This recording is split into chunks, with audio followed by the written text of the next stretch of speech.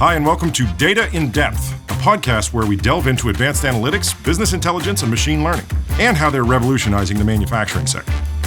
Each episode, we share new ideas and best practices to help you put your business data to work. From the shop floor to the back office, from optimizing supply chains to customer experience, the factory of the future runs on data. Hi, and thanks for joining us for another episode of Data in Depth, the podcast exploring the world of big data and its role in the manufacturing industry. I'm your host, Andrew Reiser. Today we are joined by Tom Brennan. Tom is the Chief Marketing Officer of Rootstock Cloud ERP. Tom has 30 years of experience working in the ERP landscape and business software companies. He has been a longtime evangelist of cloud computing and held many executive roles, including several years as Senior Vice President of Marketing at Financial Force. First off, welcome, Tom, and why don't you share a little bit more about your journey and what brought you to Rootstock? Thanks, Andrew, and thanks for having me. Yeah, as you mentioned, I've been in ERP for about 30 years. I had the opportunity to kind of ride the wave from mainframes to minis through client server, and then application service provider, if you're even old enough to remember that. And then, about 10 years ago, I had the opportunity to get into the cloud more in depth with Financial Force. And we focused on service companies primarily. And then about a year and a half ago, the opportunity came up at Rootstock where we had an ERP application for manufacturers. And I thought really it was the time to kind of ride another wave because manufacturers are really starting to adopt cloud ERP en masse now. Yeah, that makes sense. I think the timing is definitely applicable and what we're seeing in this new world of Industry 4.0. So this wave of businesses migrating to the cloud, but also this wave of manufacturers exploring new options for ERP systems. So specifically with manufacturing, their investments in technology have generally been focused heavily on that back office and the ERPs that we're referring to. And having been in this space for many years and seeing these trends and shifts that you talk through, how about we talk a little bit about where you're seeing that go as it relates to data, analytics, and maybe some artificial intelligence? Yeah, I think ERP has been pretty transactional. And what we're seeing now with things like AI and advanced analytics, there's an opportunity to move beyond that to where you have a thinking ERP system and something that helps you gain insights to your business proactively instead of you trying to figure it out and read through the transactions. Now, there's still, of course, some of that, but the systems are going to be a lot smarter going forward. So that's very, very exciting. The great thing about this, there's all this technology, but there is one caution there, and that is you've got to have your data in order to take advantage of all the new technology. Yeah, that makes perfect sense. And that's kind of the genesis of this podcast is it's all about data. And we're big evangelists of having data kind of empower and enable businesses so that they can take themselves to the next level. And so when we talk about data, we also talk about the baseline, which I think you'll get into here in a little bit, but also the predictive and prescriptive side of data and what these new models can bring to the table. But as you pointed out, these models are only going to be as strong as that underlying data and the cleanliness of that. Yeah, and I'm sure you see this when you go out to see clients, especially there's a lot of older ERP systems out there. They might even be from the same brand, but the data is all over the place. And you'll find that companies are just struggling to pull that together at that stage. And so the whole process of integrating, doing the ETL process, trying to get it is a really big step for them. There was a gentleman named Brian Sommer who wrote an article on Diginomica a few years ago, and he called it FrankenSoft, where companies got all these parts that they've kind of pasted together. And now I think we're in a new stage where people are adding more clouds, and we're in a FrankenCloud stage where you've got multiple clouds and on-premise. And so as a result, it's no surprise that when you go into a company, you'll still see a lot of Excel being used as mini databases, not just for reporting, but as databases themselves to do things. So it's really a big problem for a lot of companies today. And I'm sure you've seen it, in your time when you go out to see a customer, they'll have multiple customer records and multiple systems. And you go to try to draw inferences about that customer, and it's very difficult to do. So data is really important. I agree. I'd argue it's probably the number one problem that we see. So a lot of these organizations have grand visions of adopting all these apps and kind of building this FrankenCloud that you're referring to. And the business wants to move fast and IT's trying to catch up. But ultimately, when you start looking at these initiatives, it all kind of ties back to that underlying data. And as we pointed out, these systems and these new apps are only going to be as powerful as that cleanliness of the data and making it all make sense for the business. Yeah, you can get real enamored with the the GUI and this technology and everything, Exactly. how nice they are, but there's still work to be done in the trenches. Absolutely. So I think that touches on a lot of good points that we can kind of dive a little bit deeper into. So how about describing some steps that the companies can take to start putting themselves back on the right path to be these data-driven organizations we're referring to? I think one thing companies can do is avoid having multiple clouds if they can. And that was, one of the attractive things for me when I joined Rootstock, when I saw Rootstock had built an ERP system on the CRM cloud of Salesforce. And so basically the system of engagement and the system of record are together. And so you don't have those multiple systems. And those are the two biggest systems when you look at an organization. So if you can combine them and get them on one cloud into the same data model, you're most of the way there. And then things like dashboards and analytics fall out much easier. And as a result, it's not just easier, but more users are going to be able to use it. So the natural tools that come from, say, Salesforce for dashboards, anybody can write the report, and anybody can have access to that data across CRM, ERP. There's not any, waterfalls of batch processes dumping from one system to another where there's timing problems and synchronization problems with master records and things like that. That all goes away when you get it all on one cloud. Yeah, absolutely. I think the one platform approach is definitely smart and addresses all those concerns.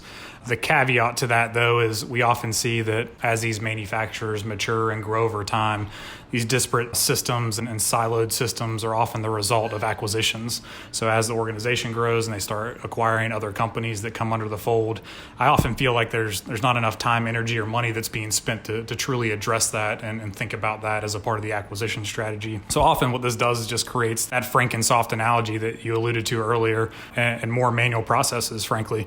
So the overhead and the disconnected data, it just keeps building on top of one another. Any insights that you have around that for how these businesses that are growing by acquisition and have these ERPs that come into the mix that way, how they can start approaching this?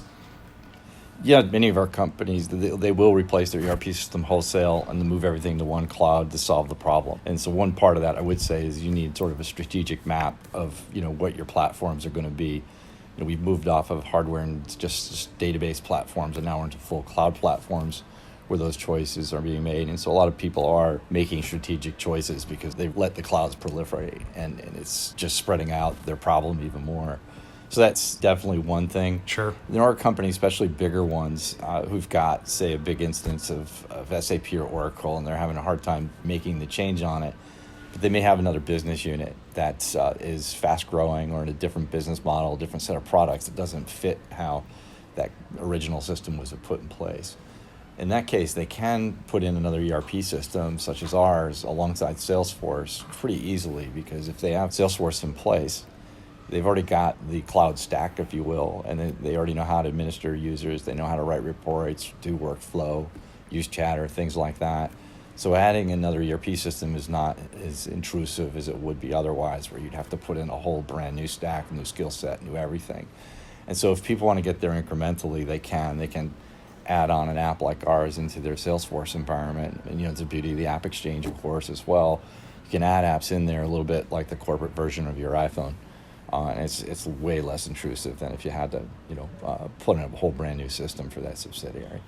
Yeah, absolutely. And I really like that approach because we definitely see that a lot in the market space, especially with a lot of private equity investment going into some of these manufacturers and this portfolio that sits underneath. We've been getting more and more inquiries from PE firms inquiring about that exact strategy that you just described. So it's definitely a solid approach, and we're seeing that pick up more and more in this market space.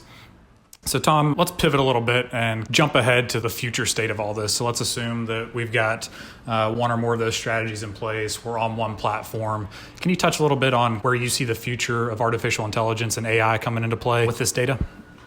Yeah, I like to think about it in terms of what businesses are trying to do is where the most value will be. And I think manufacturing has gotten much more customer-centric than it has versus just building the product.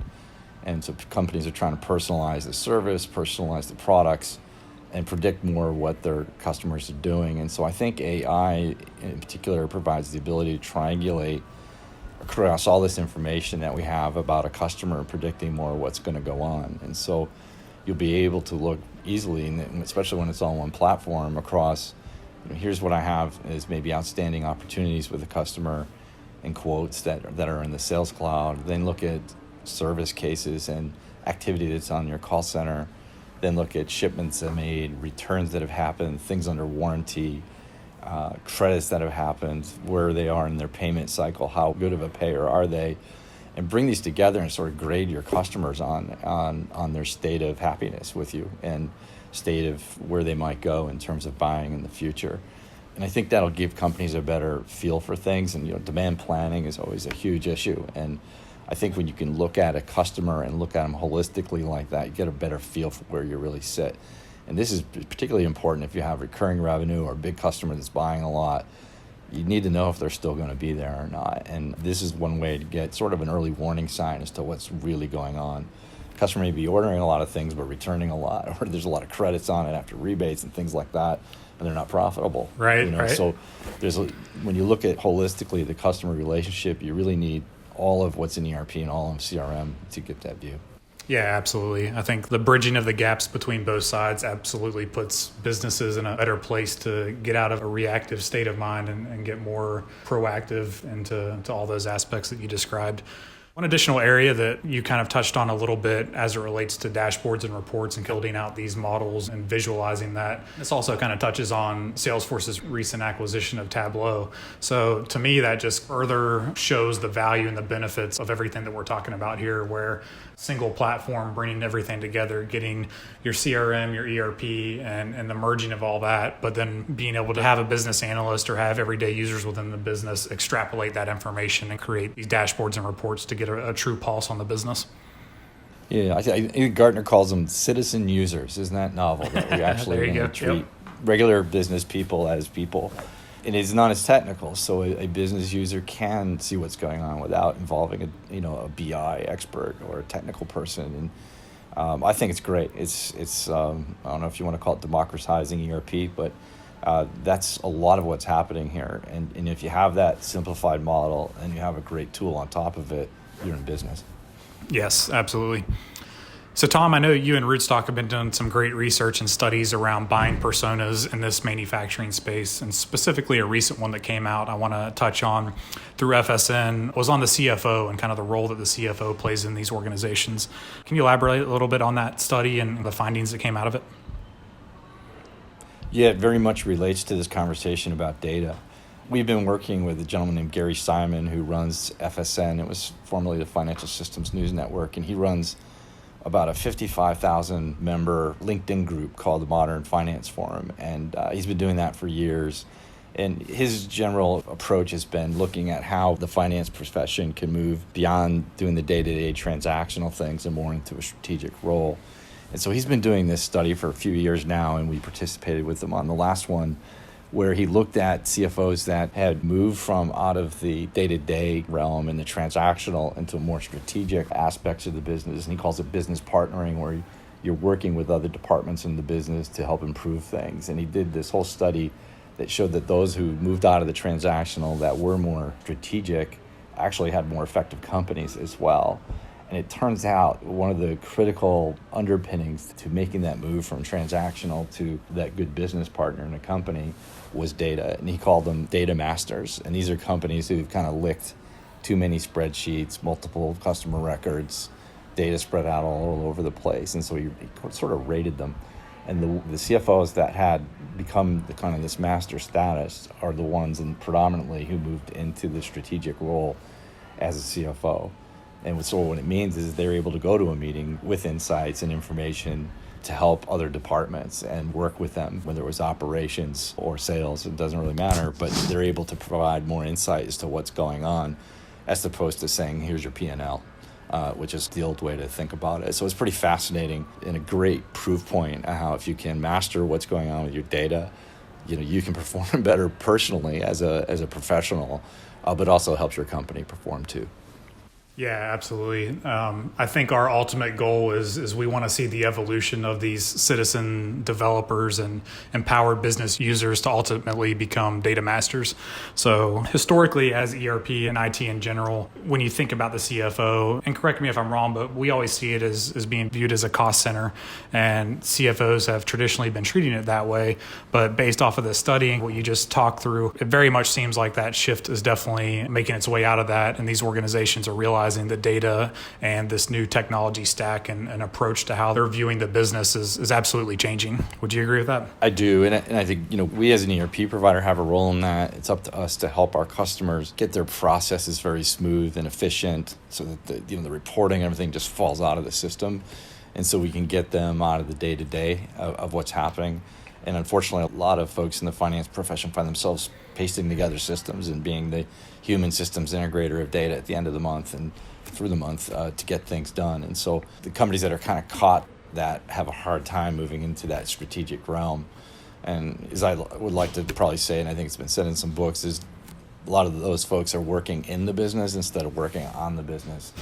And I think any of us who are a manager want to get to the point where we're working on the business and improving it and moving it forward, rather than caught up in the day-to-day of just getting the books closed. Absolutely. So Tom, it's always a pleasure chatting with you. We're super excited about where the manufacturing industry is evolving to, and your all's role in cloud ERP and what you're doing with this single platform approach of bridging the gap, and more importantly, how this contributes to what we just talked about with empowering citizen developers and organizations to become data masters. So any key takeaways or thoughts you'd like to leave the audience with? No, I think it's great you're doing this whole series. I think if people think about the fundamentals of the data side, then they can really take great advantage of all this new technology that's coming at us. Fantastic. Well, Tom, thanks for joining us. Thank you so much for having me, Andrew. And for those of you listening, if you'd like to learn more about Rootstock, Tom's profile and other relevant resources will be in our show notes with this episode. And if you enjoyed the episode, please take a moment to rate it and subscribe to Data in Depth, which is available now on iTunes, Google, Spotify, and pretty much anywhere else you consume your podcasts. Thanks again for joining us. Data in Depth is produced by Mountain Point, a digital transformation consulting firm focusing on the manufacturing sector. You can find show notes, additional episodes, and more by visiting dataindepth.com. Thanks for listening, and be sure to subscribe wherever you get your podcasts.